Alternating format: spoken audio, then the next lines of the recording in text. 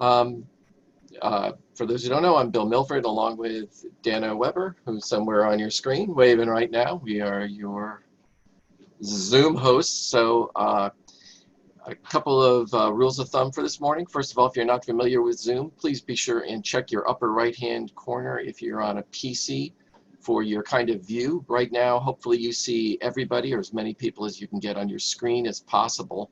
I see 20 people on my screen. So you want to choose either speaker view or gallery view. If it says speaker view in your upper right hand corner, that means you're in gallery view. So that's awesome, and that's where you want to be if you want to see everyone. If you just want to see the person who's speaking, then you can choose speaker view, and whoever's talking at the time will fill up your screen. Also, if you want to see the total number of people who are here, there are arrows in the middle of your screen on the left and right, where you can page from page one. We've got 4 pages, so that means that we've got at least 80 people on here. So, no, I've got 5 by 5, so this is 25 on my screen. So we've got 100 people. Woohoo! How about that? That's a ton of folks. No, the list says 81. And some of them are doubles, 2 people on one screen. Yeah, so we've got a full house. This is great to have so many folks together. Just a word of thumb about how we're going to work things today is that when conference hour is over, you'll be put into a small group, and we will do that automatically for you. If 2 of you are watching right now on one screen and you wish to be in a separate small group, you'll need to get on another device to log in. Otherwise, that one device will be put into a small group. And we'll give you 5 minutes after conference hour is over to do that, and we'll get you put into a group. If you have any technical problems during the conference hour, please feel free to privately chat Dana or I through the chat screen. Otherwise, please do not use the chat to message anybody or everyone, as it'll appear on everyone's screen, and that can just be distracting.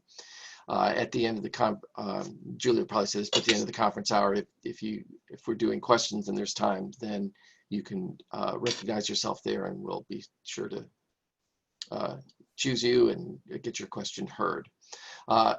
Any questions or concerns before we get going, or are we ready to rock?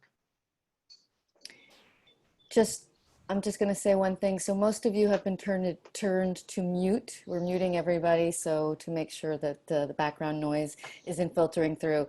So if you did need to ask a question now, you may need to unmute yourself first. Hearing none, I think we'll kick it right over to Julie Oscarson and begin our conference hour. Good morning. I'm going to put myself on speaker view, although I'm seeing Bill.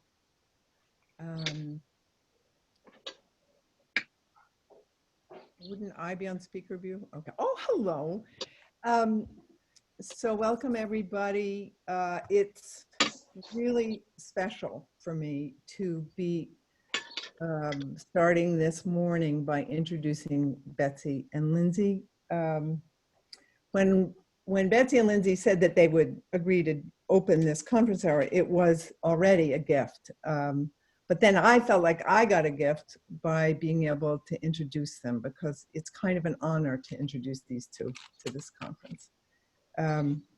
Betsy and I feel like we've known each other forever, but we've established, I think, that we met when my son Toby was 2. So we've known each other for 35 years, about. And we met in Nelson. And then I think, Lindsay, you were introduced to me by Betsy about 17 years ago, but also I already knew about Lindsay because I was a therapist for years, and Lindsay had a reputation of being the therapist, one of the therapists to turn to because of his knowledge and expertise in addiction and the treatment of addiction. So I knew about him before I met him. So what I want to say about introducing them is, if I were to ask you all, who is the personification of Northfield? Like who's one of the arteries of the heart of Northfield? Like someone who you might say to yourself, like, I have this really difficult decision. Who should I ask? I think for all of us, many of us, Betsy Taylor would be the name that would come to us. She would be on the top of the list for most of us Northfielders, I think, and she certainly would be on the top of mine. Kindness, integrity, warmth, humor, wisdom, friend, mentor, a good spirit, a guiding spirit. I mean, the list could go on and on, but I don't want to take the whole time doing the introduction, but it is really, really an honor, and it feels exactly right that she should be speaking today. Lindsay sets off a whole different set of associations for me. I mean, of course, there's the kindness and the generosity and the humor and the warmth, but also Lindsay brings his history and his politics and his music and his art to our community. So if I had to try and figure out which of Lindsay's gifts is the one to hold up, I would just say Lindsay. When I think of Lindsay, the word artist comes to mind. And in everything he touches practically, it's really, really remarkable. So it seems like there's no two people, no couple that could bring more to our community. And it's my honor to introduce them both to you for our conference hour today. Hit it.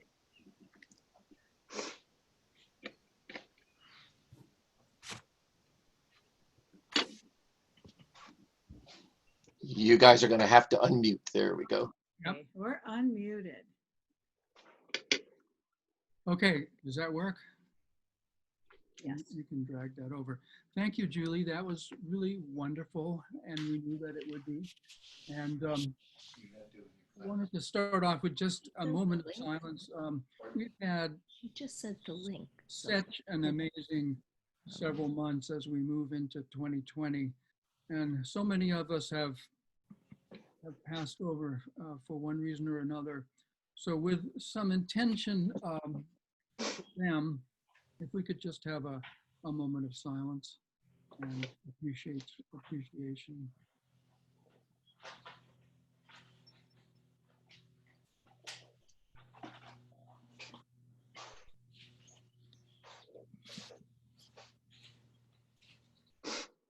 Okay.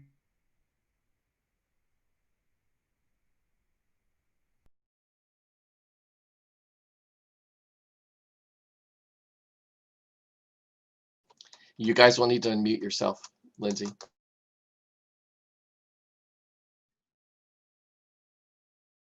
Okay. Is that, okay. Great, thank you. It's wonderful to see all your faces. And thank you, Julie, for such a wonderful introduction. We're going to take you on our journey of the last year and a half. Starting last January, we were in Florida visiting with Linda and Bob Giarla and Connie and Steve Walsh. And we had gone to the church that they both attend. And we were sitting, I guess we were just walking in and my phone rang. And the news was that my 82-year-old brother had had a stroke. And I could not have been in a better place or with better people. And it being very Northfield, I was able to just let the feelings roll and be with what was happening. And I had the thought that nothing would ever be the same again. My brother is very passive, overweight, indecisive, on the chaotic side. And his stroke was totally debilitating. He had a feeding tube, he couldn't swallow.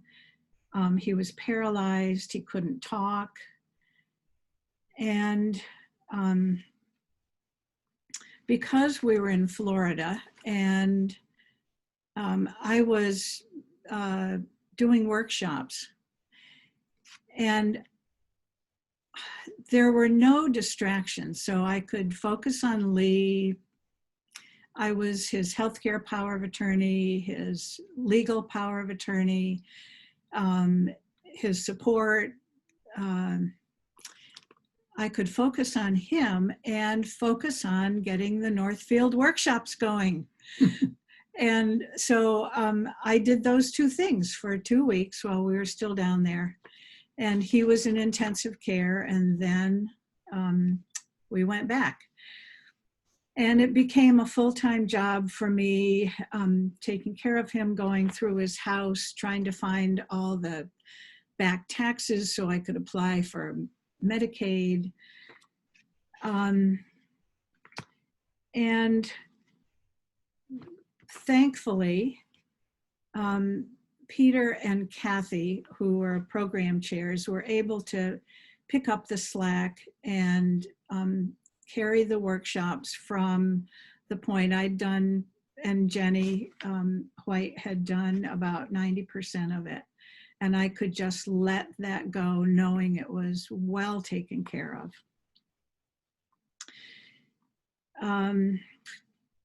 The blessing in all of that was that we had done all the, at my insistence, we'd done all the legal work. I was on his bank account.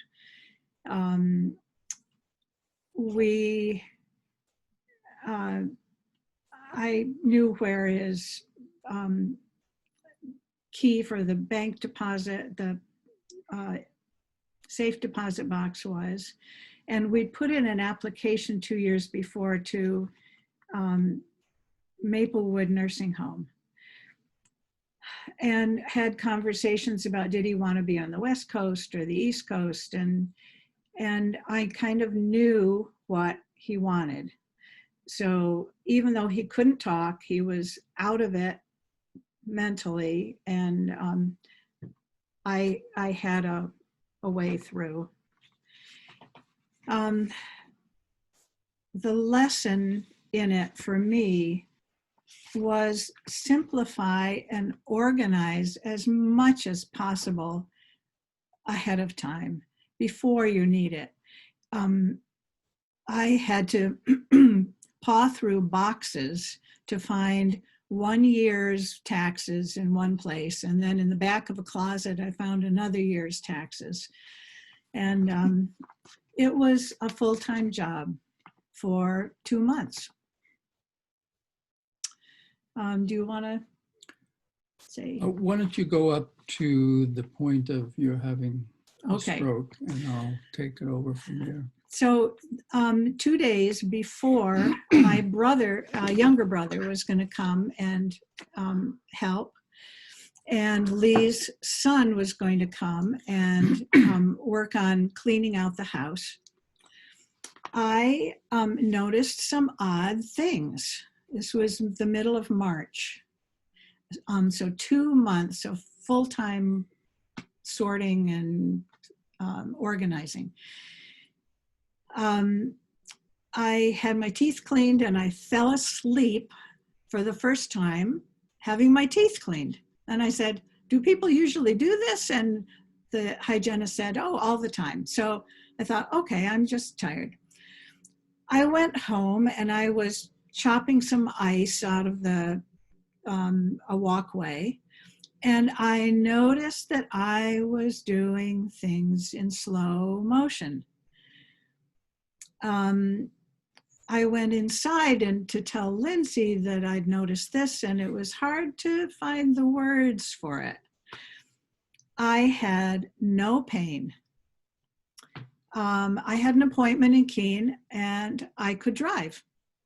I drove to Keene to go to my appointment, which was at the hospital, and visited my brother there, who was having his feeding tube rearranged. And when I went to sign in to the little, you know, the little box where it's electronic and you sign your name, and I went to sign my name and I could not sign my name. And that was the first indication that I had was, am I having a stroke? So I went up to, had my appointment, and they just asked yes and no questions. It was a bones density test. And I could say yes, no, I could say those things fine. And visited Lee, and he was complaining, and I said, I'm going to go now. And I thought to myself, I can't have a stroke. Lee's having a stroke. I can't have a stroke. So I went home. Lindsay put me to bed. And my doctor was on her day off. And so I said, I'll wait till tomorrow and see if it's better. It wasn't. And so I went to the hospital. The lesson here for me is if there's something unusual or something wrong, speak up, reach out, and get it checked out. So I've learned maybe to let myself be trouble to people, be a pain in the neck. I didn't have any pain. I was not afraid. Lindsay was a marvelous support. For the next month and a half, he drove me everywhere, grocery shopping, kept people informed. One of the things that I really couldn't do is computer keyboarding and writing. It was all the communication stuff. And your cards were just blew me totally out of the water. I got so many cards, so much love, so much affirmation from everybody. I felt, how could I be afraid if everybody else was still seeing me? I still felt like myself. And I knew I was going to be fine, whatever happened. The best advice I got was from outside the system, from a neurologist who worked at Crotched Mountain, who gave me some tips. There's a difference between body memory and motor memory and motor planning. So if you think about the computer, the keyboarding, if you don't look at the keys, if you know how to keyboard, you're relying on motor memory. And my motor memory was just fine. But if I looked at the keys, I got confused. O's and A's, always confusing. It was a mess. And that's probably the biggest deficit still. Okay. Okay. And of course, I was there for that whole ride and really at a loss for what to do to begin with, because I had never been that close to anyone who had had a stroke. And I certainly could see a whole raft of differences in Betsy. She was able to see some of the results of the stroke herself. And there were other things that I saw that I wasn't so sure that she knew, and that I found myself having to learn how to relate to a whole different person, not the same woman I'd been with for 20 some odd years, and that she was a little confused from time to time, not a lot, thankfully, but that it took a little bit of therapeutic knowledge to be able to talk my way through certain things. And that I was concerned about having been told that the likelihood of a second stroke was higher after you'd had a first stroke. And we were observing that her stroke was relatively minor. And if they called what she was experiencing minor, then I didn't want to be subject to having to be fully responsible for her if she had another one and it wasn't minor, because it already appeared as if it was much more than minor. We had already taken some steps regarding where we might go to live after a few more years of aging in place. And that we were both 72 at the time, so we didn't think about it, too assertively, but we had some plans, and some of them were the result of my parents having lived at Havenwood Heritage Heights in Concord, New Hampshire for a period of about 12 years or so, and that they had a wonderful experience in this continuing care community. And of course, we had been part of that. They started at the very most independent level and ended up passing away in the nursing home after the 12 years that they were there. And we had already visited on our own behalf to the facility, and we had learned what we needed to do to be there, and we had put our name on a waiting list that was not one that you necessarily moved in from, but it was just sort of an intentional thing. You thought you were going to do that. So I really started to, or one other thing, that you couldn't move into this place unless you were healthy and ambulatory. And I was projecting that possibly if she had a second stroke, then we might not have that ability to move into this place that we knew. So we put ourselves on an active list and started to look at housing. Betsy was recovering nicely, and we had many years of building up of things at a house that we loved very much on a lake. Many of you have been there.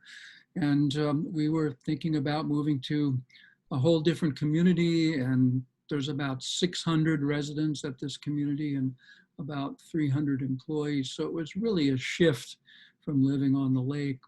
We moved rapidly into the process of checking out housing and starting to look at what we needed to do to sell our house and move things in a direction which we had no sense of the size of the cottage that they would offer us, and we started to look at some that were too small or in the wrong place, and everything wasn't quite right. And we had the house on the market, and we saw that date coming up rapidly, and we decided we better get some storage unit space, and we should rent a pod or whatever you put all your stuff in. And we started to move, and the real estate sign was up in front of the house, and our children and our friends started to appear. And I think at that point, I'm just how I felt was a combination of terrified and overjoyed that we had such a community behind us, and that Betsy seemed to be doing wonderful. I'm going to talk a little bit later about my depression as having been a lifelong symptom event in my life. But I think at this point, you want to pick up on some of your experiences as we started to move. So moving, downsizing, recovery, and still applying for Medicaid for Lee, and selling his car and selling his house. Oh, here's the cat saying, I want to eat.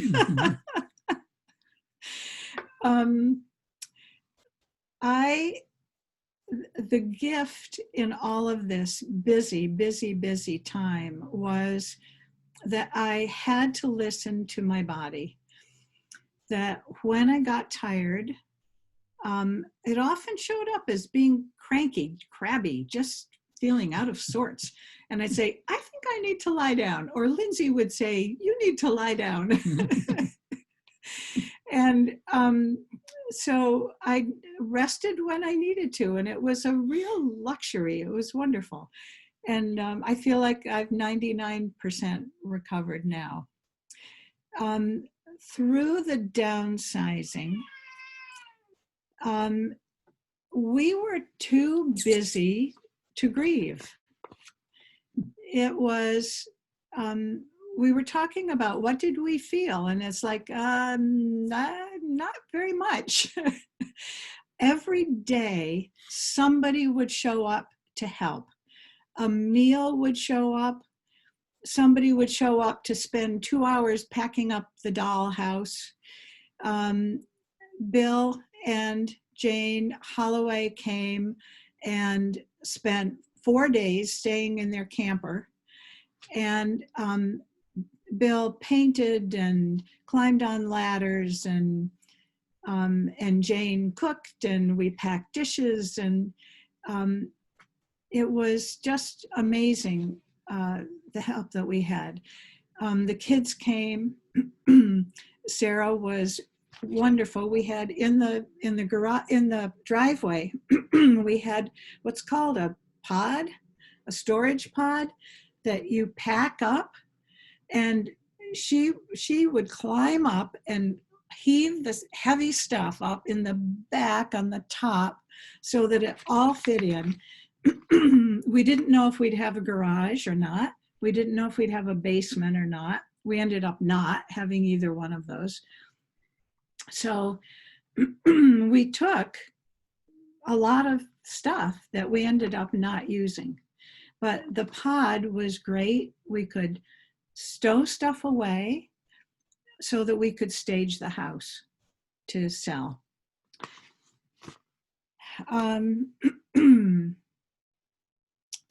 We had planned on moving a year from last year, which would be right now in the middle of a pandemic, and which would not have been possible. It would have been another year or two, and I would have been working on the house. So instead, timing was perfect as it ended up. A cottage opened up on the wrong campus. There are 2 campuses. One is a little bit more independent, and the one that we're on has the nursing home and assisted living as well as cottages. So it's more contained, and we feel more responsibility for the nursing home and for taking care of the people there.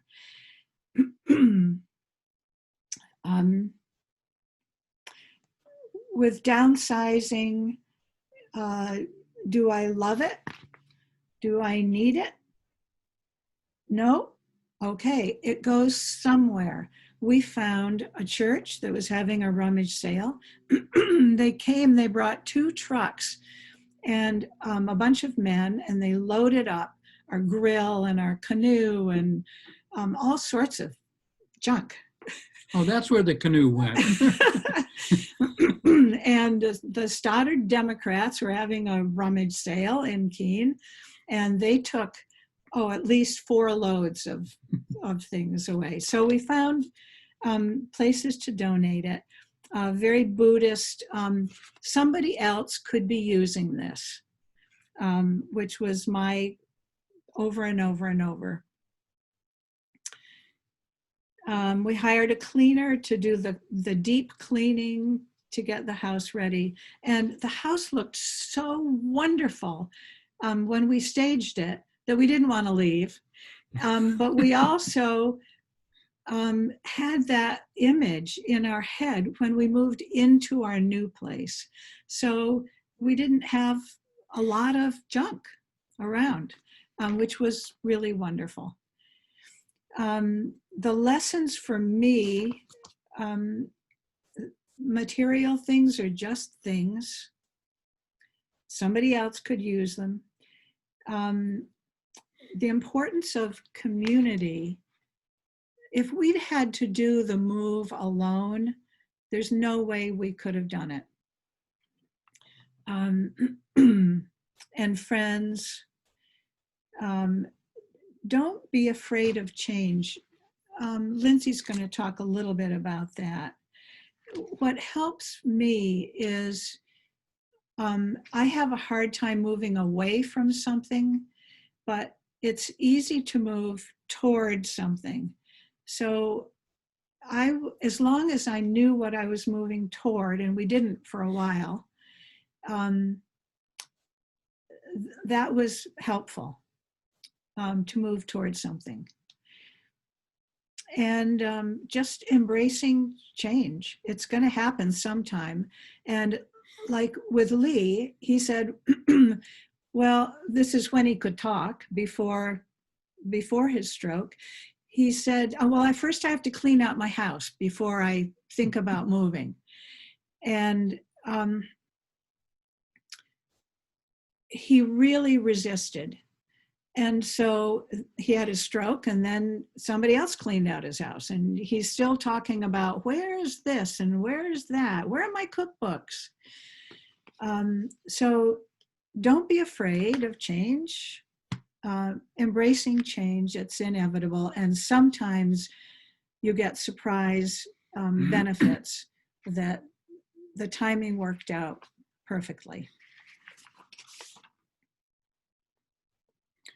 So on my side of that, I was also moving pieces of my life out of the house. And I belonged to a men's group in Stoddard. We met bi-weekly. And my first experience with people who I knew very well and people who knew me very well, their resistance to their moving into a retirement community, and therefore they're talking to me about, was I crazy moving into a continuing care facility? I was going to just be a vegetable very soon, and there wasn't any reason to do that, and et cetera, et cetera. And I had the experience of my parents' life here, and attempted to explain to them that I was forewarned, but they just seemed to hold on to that, and that there was that piece of resistance which didn't necessarily change my mind. I had the same response from my son Jesse, who lives in the San Francisco Bay Area, about, you're not old, and why would you want to be doing this? And trying to explain to him that it was a good choice, and that we really needed to make the choice for us. There were always going to be factors that we could dwell on that would make moving and make life more difficult. And we really felt that we were doing the right thing, and we would attempt to explain that to people whenever we could, but we had made the decision, and we were going to do that. As far as downsizing goes, for me, I mean, I'd spent many, many years building up a really complete woodworking shop, and Havenwood had 2 woodworking shops, one of them a real state-of-the-art facility. And so based on that, I gave or sold or got rid of most everything. Well, that's not exactly true. We do still have a storage unit. We haven't gotten past that quite. I'll talk about that a little more in a second. My sense about things that I was moving out of my life was, this is no longer here. If I looked at my bandsaw and said, oh my goodness, I don't want that to leave, I would need to sort of say goodbye, and that it's already gone, and that I made sure things went to good places as well. It was much easier to give things to the family, and I didn't sell very much of anything. It turns out that might have been a mistake, but nevertheless, that made it easy at the time. I think I will mention the depression piece now, just quickly, that I had always struggled, as near as I can remember from my early teens, with depression. My mother was a depressed individual who had to seek help even for that at one point in her life, and that I roll in and roll out of depression, and that there doesn't seem to be, at least as yet, a solution for that after having taken antidepressants and therapy and those kinds of things. So I realized during this period of time that there was no option to be depressed, because my style of depression is that I sort of quarantine myself, I guess would be a good way to put it. I just disappear for a while. Betsy knows me very well now, and she knows what's going on, and she'll just sort of wait it out, and I'll sort of wait it out. And I couldn't do that. I just really had to be together and active and thinking straight and helping Betsy and helping us move and whatever. And that by having that sense, I did not get depressed, I believe, to my recollection, until I had time for it. And once I had time for it, I got depressed a couple times since we've lived here.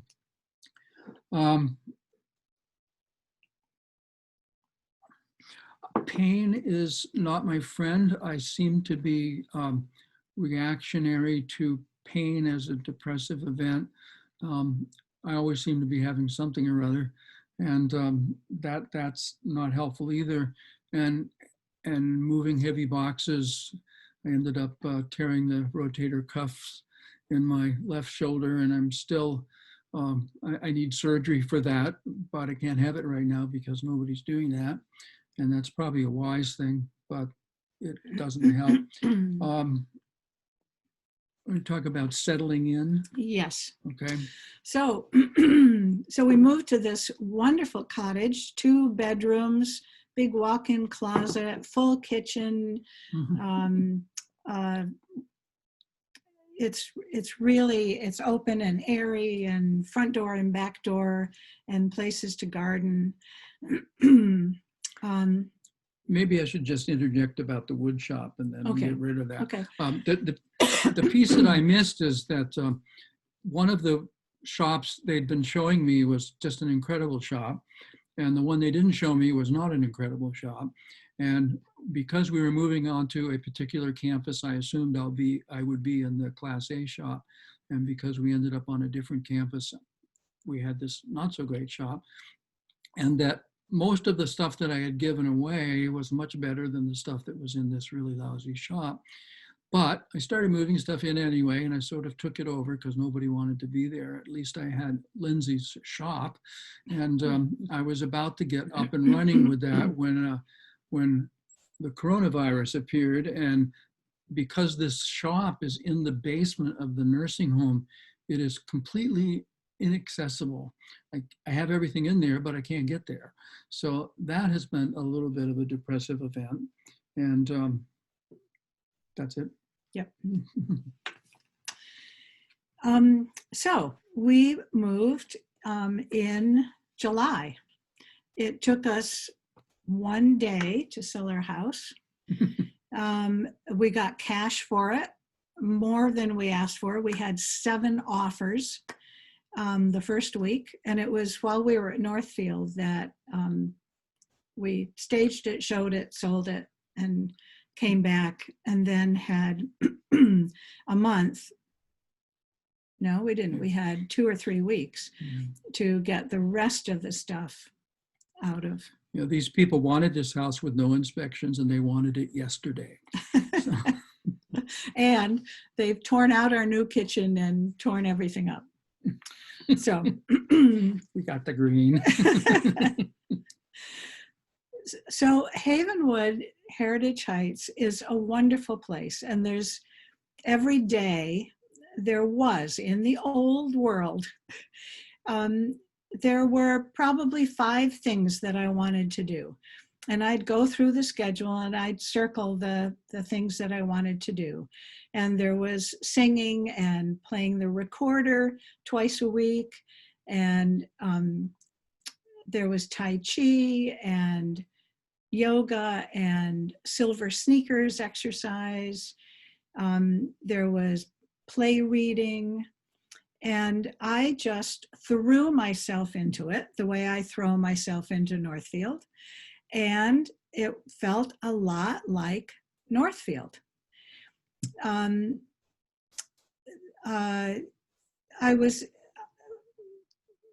play was really fun. I wasn't going to do it because it was like, now one more thing I can't do. I'm playing bridge 3 times a week, etc.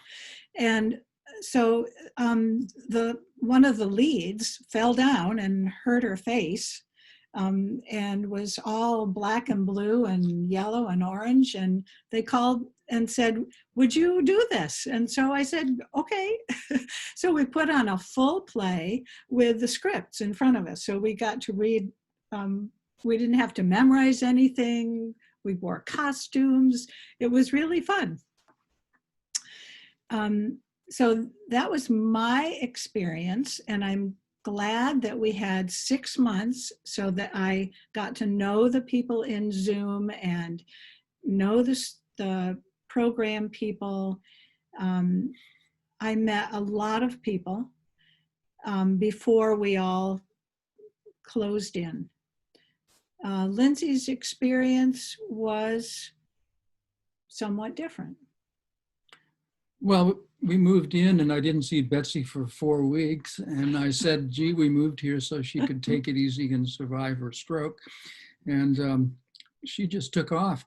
And I'm sort of slow at that. I was more of a home person, and that I don't need to talk much about that, but it was great to see Betsy functioning at such a high level when I did get to see her.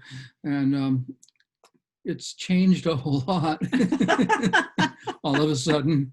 And that's all I really need to say about that. The experience has been fine. It was better when we were able to move around the world, of course, but it's been a fine experience. So we had time to nest, time to settle.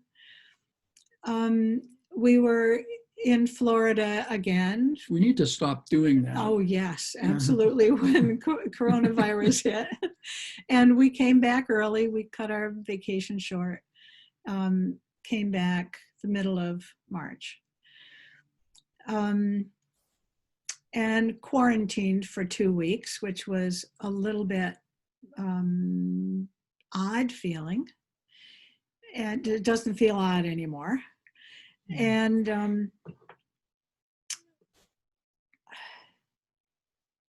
I can't remember what I was going to say. We were in Florida, and we came home early. Does that jog your memory? Nope. Oh. Okay. Yes. So things move. Oh, first was volunteer stuff. So I made masks for people. I think I made 50 masks, which isn't a lot in the flow of things. People have been making millions of masks. But I made them for the healthcare center and for the healthcare workers here. And then they couldn't get gowns, and so they had short sleeve Johnnies and were going to put long sleeves on them. And so I sewed Johnny sleeves for them until they didn't need that. And then I got to do my own stuff. So COVID, again, it was important. The community has been wonderful, very supportive. They called us every day during quarantine to see how we were, and they call us every week to do a healthcare check. They're doing a Father's Day parade with antique cars that we watch from our porch.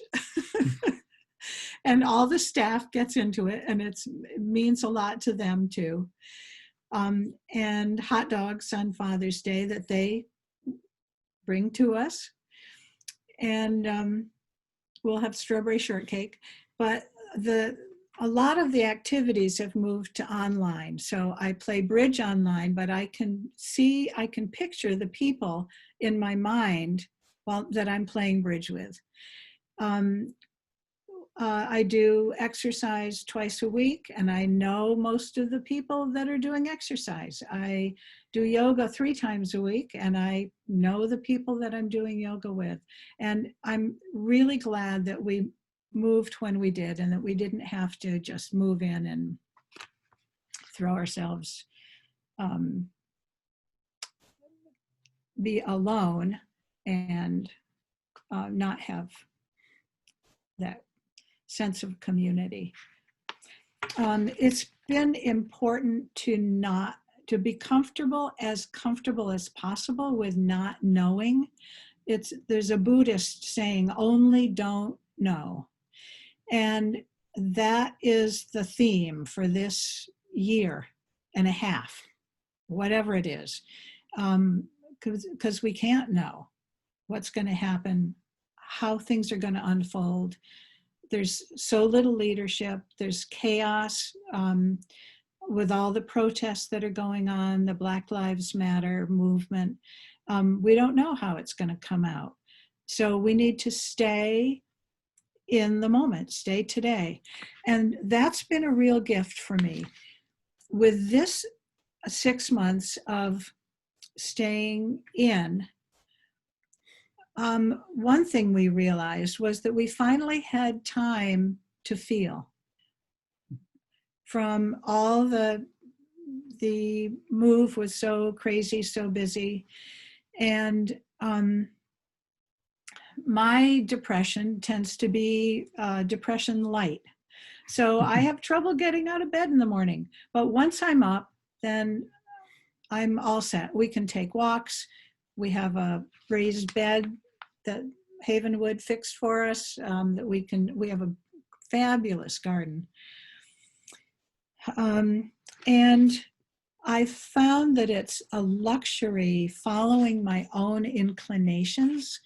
Like, what do I feel like doing today? Do I want to work on my pictures or do I want to work on my loom? What's the next right thing to do? Is it pay those bills so they can go out with the mail? Or is it read a book all day? And I find that I need to, we were watching at the beginning, watching the news all the time, and it got to be too much. I was getting scared. Images would keep me awake at night. And so we've settled down to more of a balance between staying informed and only watching maybe 2 hours of news in the evening, so that it doesn't intrude into images of death and destruction.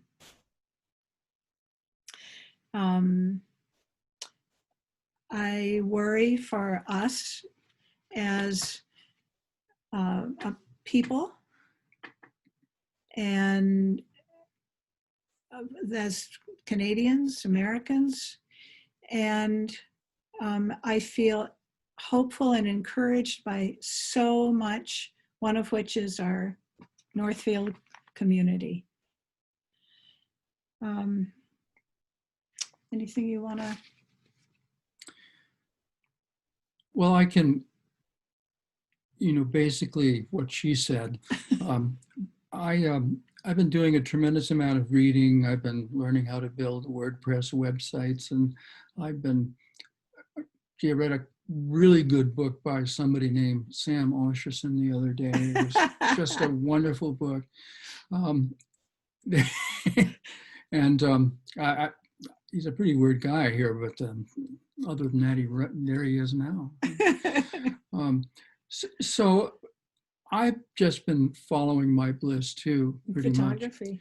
Doing a lot of photography and doing some video of the campus here with a million flowers for to be played on the in-house video system for people who aren't able to get out and see the flowers, and things that make me feel good and hopefully make other people feel good. I every now and then need some space, and I'll get in a car and go for a 4-hour drive nowhere. And that's nice too. I guess it's not great for the environment, but it's great for me. I guess one thing in respect to the people who thought this was not a great idea, it's like, I really did learn a long time ago that I need to follow my bliss. It's like I sort of know inside what's right for me and what's not right for me. And if I hear a suggestion for something that just doesn't feel right, like Betsy, you know, it's basically, I need to follow that. And that I think that pathways open and lead us to the place we're supposed to be.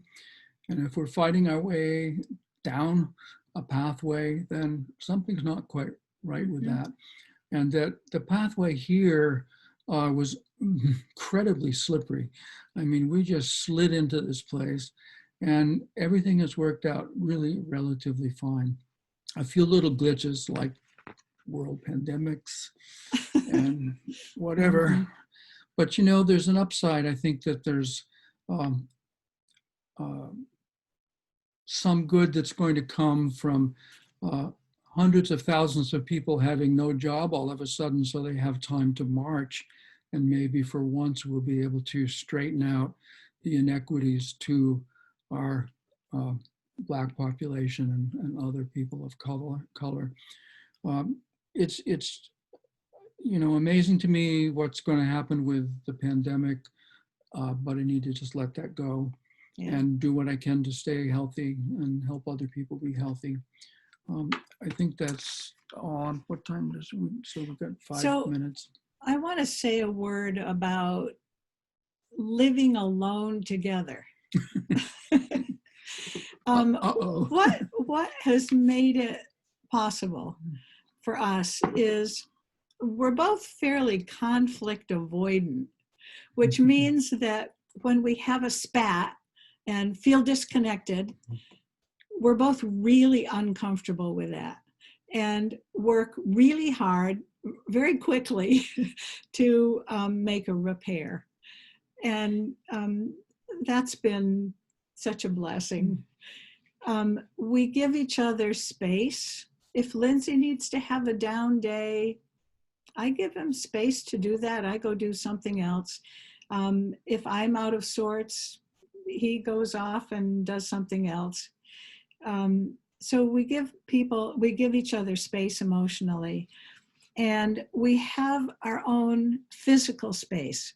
I have my hobby room and he has his hobby room, and his hobby room can be as messy as he wants it. And I don't care.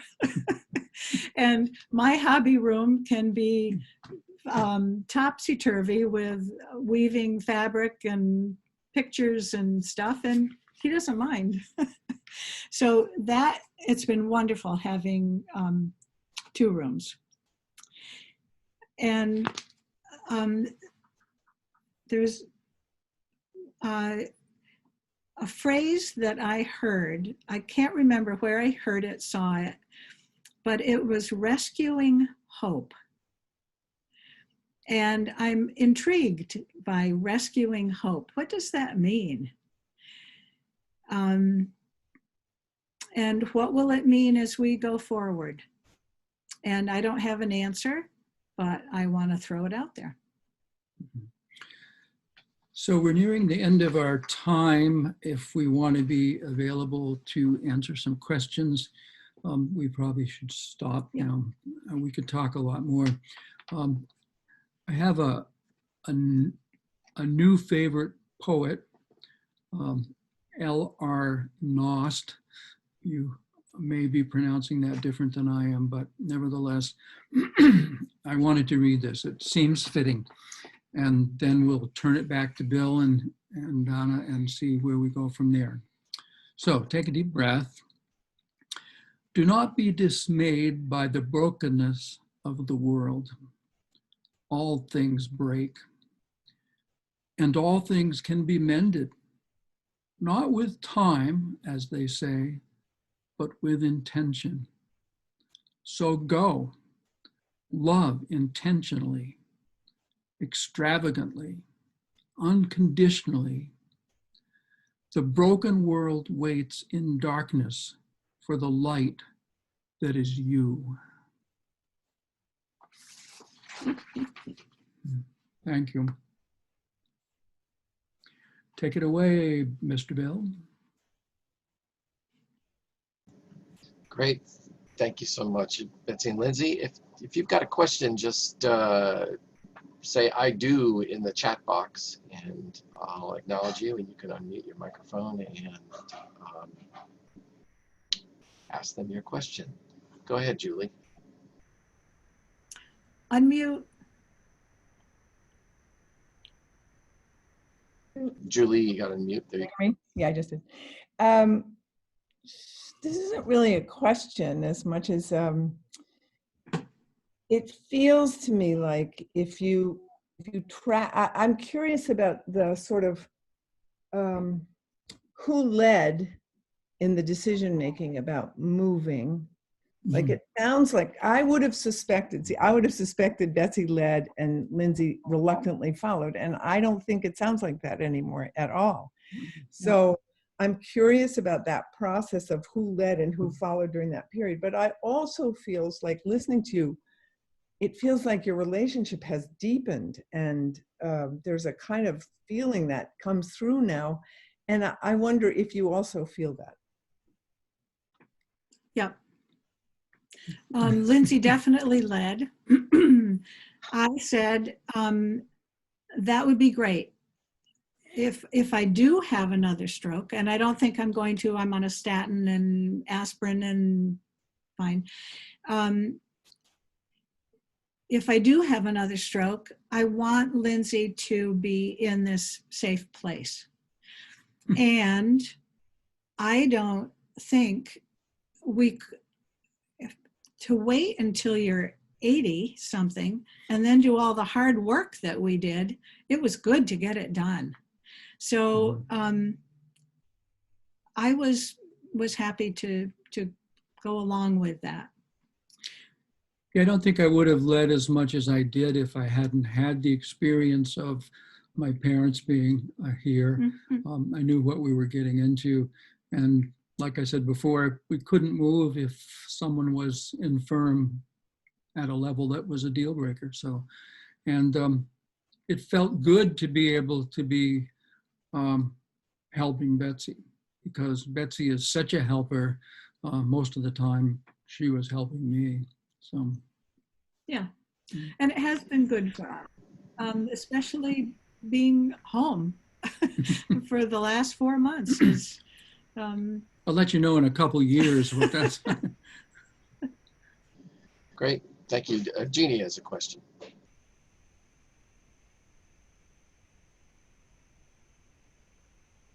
Have to unmute yourself, Jeannie. Yeah, so much. It just does my heart so good to see you both. It's so great to see you. I have a question for Betsy. yeah. I described you to a friend this morning as a walking advertisement for meditation. The joy that you exude in everything you do makes you think, I want to do whatever she does to get that. And meditation has always been one of the answers. So I wanted to ask you about the role of meditation, how that's evolved during this time. Well,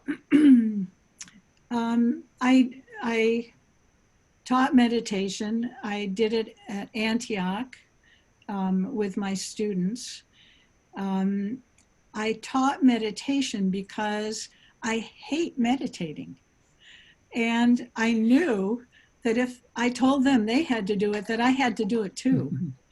And so for about 30 years, I was meditating because they had to meditate, and so I had to meditate. And I love meditating with people.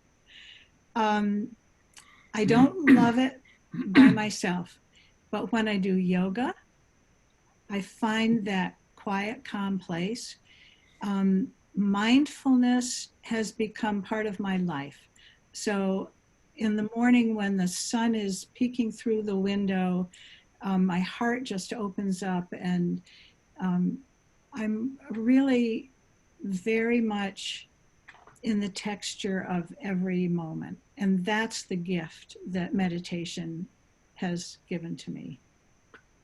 And I'm going to Bill's meditation group on Tuesday nights, which is wonderful. That's meditation light, but appreciate the appreciate the publicity. Kate Munger would like to know the source of Lindsay's poem. And then Kathy Grigsby is up, and then Betsy Hayes. It's L period R period KNOST, and she has Facebook pages and all kinds of things on the internet. Kate, if you want me to email you more information on that, I'd be happy to do that. She's really easy to search. If you get your credit card up to the screen, we'll send you out a copy in the morning. So please, folks, let's keep those numbers coming. So Kathy Grigsby, go ahead, and then Betsy on deck. Thank you guys so much. It was so great to hear from you. And since we came to visit you, I got to visualize everything that you were talking about. My question for you, Betsy, is how is your brother doing? What is the update on his condition? He is in the nursing home. He cannot transfer from the bed to a wheelchair by himself. Can't sit up by himself. Can't walk. His right side is still paralyzed. And he was always fairly ambidextrous, but he does everything with his left hand. So he can't read. He stays in his room. He doesn't go out and socialize.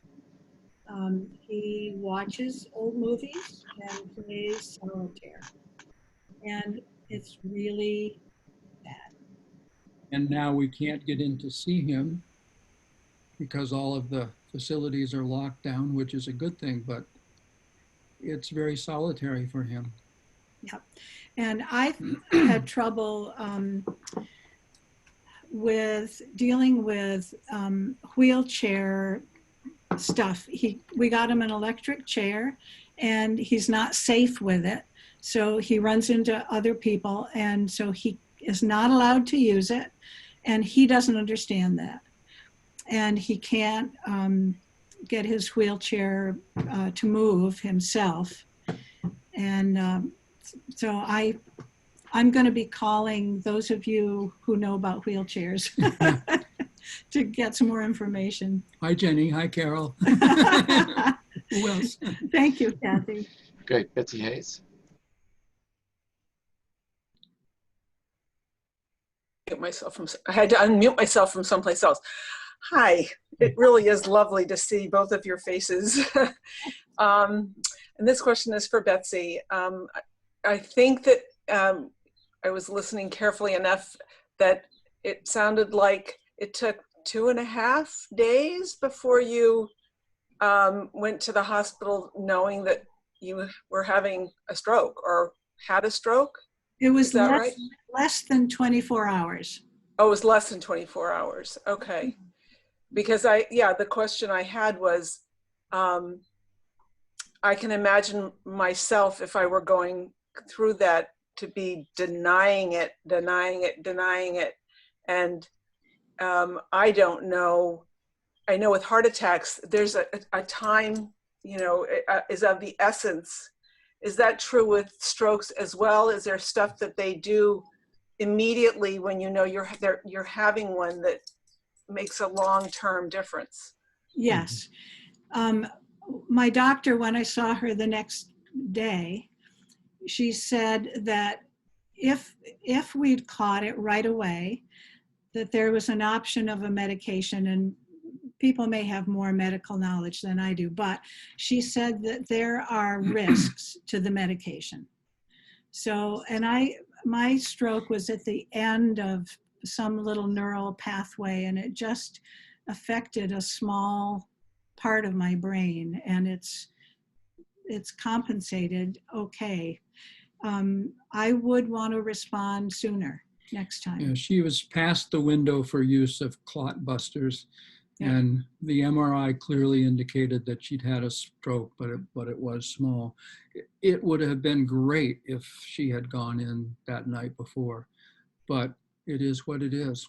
She's doing okay. Yeah. Thank Okay, you. we've got Dale, and then Joanne, and then Nancy Ramsden. Nancy Regan, Nancy Oh, Ramsden. Regan and Nan. Okay. The Nancy's are piling up. So Dale, when you're ready. I'm ready. Actually, maybe I'm not ready, but because I don't know the two of you very well, and I'm struggling with whether I have a right to say anything at all. But move me. A little louder, Dale. Sorry. You move me so much, especially just the way that I see you interacting right now, and the way that you live together, and the way that you support and love each other is just moves me to tears. One of the things I wanted to say is that you describe yourselves as conflict avoidant, and it doesn't seem that way to me. It seems that conflict makes you uncomfortable, but then you go ahead and have it, and you resolve the conflict, which is just such a beautiful. Yeah. And thank you so much for your modeling. It's Good. really inspiring. Thank you. Joanne? Yeah. Hi, Joanne. Hi. It's so wonderful to hear you. I'm so moved by your whole story and just seeing you and everybody. It's been so long. But my question for you right now, I just finished reading a book where in the end, the protagonist concluded something like, she thinks acceptance is the highest wisdom one can have. And I just wonder, you've been through so much. I just wonder where the balance has been for you two on acceptance versus being proactive, because you've had to do both, but I don't know, I'm just your story made me think about that more. How much does acceptance play in your happiness or your unhappiness versus being proactive? Could you speak to that? This was the topic in Bill's meditation group last week. And I believe that in order to be proactive, you have to accept something first. You have to surrender to this is true. We are on a continuing care community, and we need to be careful. We need to not go out and do all the social things we'd like to do, but and accepting that is true, and then to be proactive, doing what we can. It opens up options when you accept something, I think. It's not an either or. I'm a little slower on the acceptance part than Betsy is. I'm apt to have to go through a grieving process and then accept, and I can't seem to stop doing that, but it is my process, and I need to grieve, let go, and accept, and that works. Yeah, there's an Al-Anon saying, an expectation is a planned resentment. And I would change it to an expectation is a planned disappointment. So feel what you need to feel, but see if you can let go of the expectation. And that's really hard sometimes. I'll give that quote a complimentary dong. Nice. Very nice. Nancy Riga. There she is. Hi, Nan. Thank you for the, hi you two. Boy, what a gift. What a gift. Not knowing, I mean, just, there's so much. I just want to thank you from the bottom of my heart for your genuine sharing and mirroring to us, supporting each other in very different ways. I mean, Lindsay is very different than Betsy. I mean, and you're giving each other space, and that's so essential. you're honoring each other's space and finding a way to be together. And that is so moving. That's beyond moving. So thank you. Thank you. Mwah. Thank you. Nancy Ramsden?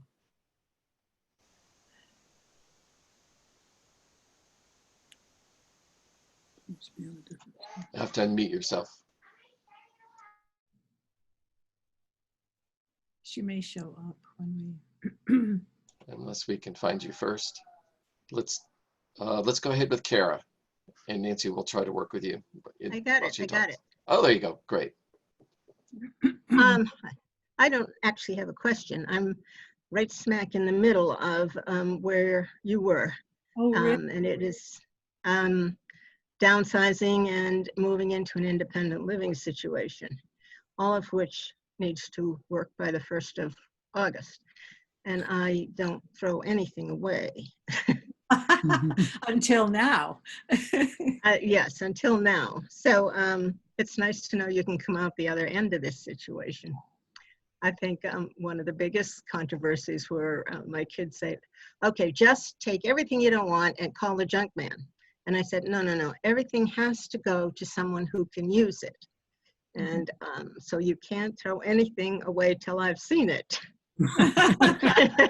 That's not going to work. That's probably not going to work, you're right. But it's nice to know you can come out the other end. And I really do appreciate you're going through all the lumps and bumps. It's absolutely amazing to me how much one can do despite the quarantine. Yeah. With plumbers with masks on their face and gloves on their hands coming in and fixing a broken pipe and things like that. But I think the biggest thing at this point has been, they told me I had to take off all those wonderful pictures of my grandchildren from the refrigerator. And now every time I turn around suddenly and see this big, white, ugly refrigerator, it's bare and I don't see all my children. It's most annoying. So I'm going to put them all back when I move. Good. But thank you for your deep sharing. I appreciate it. And good luck to you. It is a challenge. Yeah. Yeah. Great. Thank you. Kara? I just wanted to, I don't necessarily have a question, but I have like kind of a list of like couples that are married that I think like, okay, these are the people that I need to have, like my marriage needs to be like these people, like these are like the ultimate marriages, and most of them are from Northfield, but you guys are definitely at the top already, and then after this probably even moved up more, even if that's even possible. But I just wanted to tell you guys that like I aspire to have a marriage like you guys. Thank you, Thank Kara. All right, I'm afraid that's going to be our last question, so let's give them another rousing hand applause. If you have additional questions, you can certainly private message them by email or submit them to me, and for a mere price, I'll give you what I think they would say. So don't do anything right now. If you'd like to stay and be in a small group, Dana is the group master guru, and so she's going to do a click in a second that's going to put everybody into groups of probably 8 to 10. If you are double dipping and you want to stay together as a family, just 2 or more people going to a group, you're welcome to do that. If you do want to be separate, then you're going to need to go to a separate device, and please try to log in the next 5 minutes. And hopefully when you say don't do anything right now, you could mute your microphone if you wish, but just keep your connection open, and hopefully when you come back to your computer, I think the small groups are going to start at 11. So I have about 13 minutes from now. You'll be in your small group. Just unmute and you'll converse. Jim sent out some general conversational directions. One was to just do a general check-in, and then any reactions to the conference hour or anything you want to talk about. It's your time, and you all can keep that. You can keep that group open for an hour, but if you spill over later than that, we won't be closing the rooms. You can just close them yourself. Sound good? Everybody good? Thank you again to Betsy and Lindsay and to Julie for emceeing and getting us going. And with that, Dana will do the big click and we'll see where we go. Go ahead, Dana. So it just a reminder, the first thing you want to do is if you are going to do your group separately, which is, given COVID, you might want some private time from the people that you live with and some confidentiality. I would please do that right away. And if anybody is going to be leaving and not participating, do that. Jim and I are here. You can write to us if you fall out of your group or anything like that. Somebody will be watching and make sure that you find your way back. And I'm also going to attach a file just in case with, we do hope that collectively facilitation is happening and you do summon up the core values of Northfield. I'm going to attach the file with that information if anybody wants to refer to it. I amended it for this year a little bit so you could see what those are. Excellent. Okay, with that, go ahead and push the button. Let's see what happens. Here we go.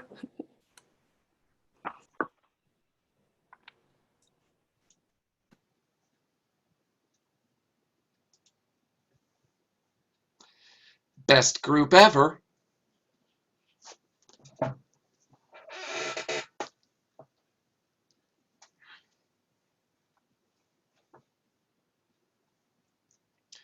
Everybody good? I don't hear anybody, but I think you're So all are muted. there There only you go. 4 people in this group, or? No, I think she set them up for 8 to 10, but I'm only seeing 4. yeah, Well, you have to join, I think. yeah, they have I to push did. the button. So Did, but maybe the other 4 people didn't. Oh, yeah. okay. So good. So we'll take a break and come back at 11 and we'll be in good shape.